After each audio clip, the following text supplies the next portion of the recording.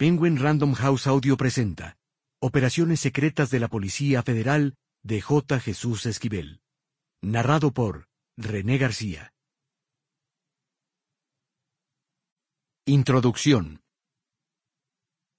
En los ya muchos años que llevo de recorrer la frontera México-Estados Unidos para elaborar reportajes de investigación sobre la guerra contra el narcotráfico, tráfico de armas, lavado de dinero, desaparición y secuestro de personas, así como sobre el fenómeno de la inmigración indocumentada que va de sur a norte, siempre quise saber cuál fue el papel de la Policía Federal antes de que se diseminara, como parte de la Guardia Nacional, por decreto del presidente Andrés Manuel López Obrador. En los ámbitos internacional y mayormente nacional, persiste la noción de que todas las instituciones policíacas de México son corruptas. Los fracasos de gobiernos federales y estatales en el combate a la criminalidad nos han expuesto ante instituciones coludidas con la delincuencia. En el léxico del trasiego de drogas, la Policía Federal era sinónimo de operadores y peones de narcotraficantes. Como reportero considero que sería un esfuerzo fútil elaborar un trabajo para enumerar los cientos o tal vez miles de casos de corrupción por narcotráfico o simplemente por criminalidad de cualquier tipo en la Policía Federal. En esta institución de la ley que fue creada presuntamente para combatir al crimen, investigando y actuando en consecuencia para garantizar la seguridad nacional, muy pocos mexicanos confiaron. El historial de muchos de sus jefes y de sus elementos la desacreditó, problema que ha sido muy sintomático y recurrente desde que México reemplazó a Colombia como el epicentro del tráfico de drogas.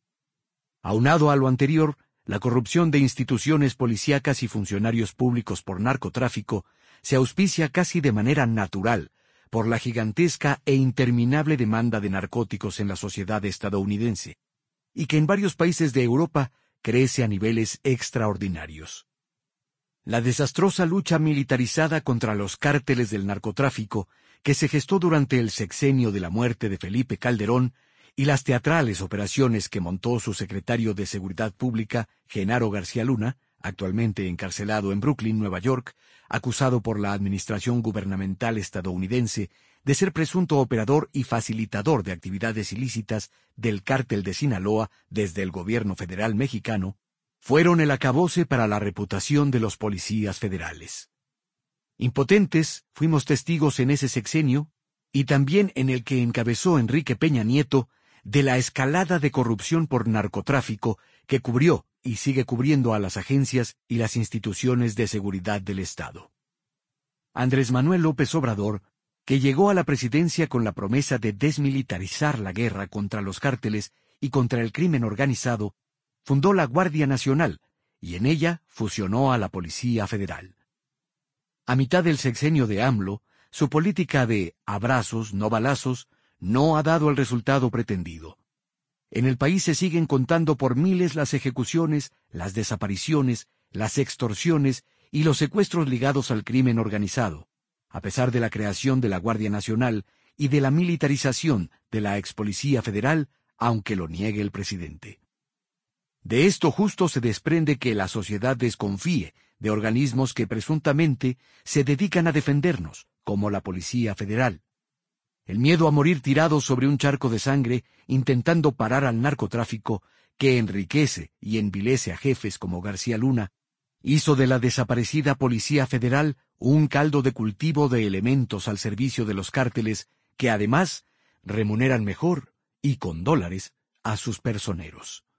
En la imaginación de cualquier ciudadano de a pie provocaba terror la posibilidad de caer en manos de policías federales, por justa razón o sin ella.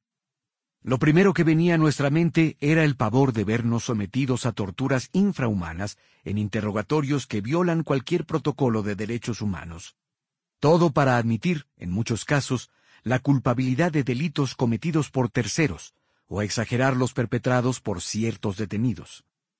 La tortura era una práctica común de trabajo entre elementos de la Policía Federal que de seguro no olvidaron tras ingresar a la Guardia Nacional.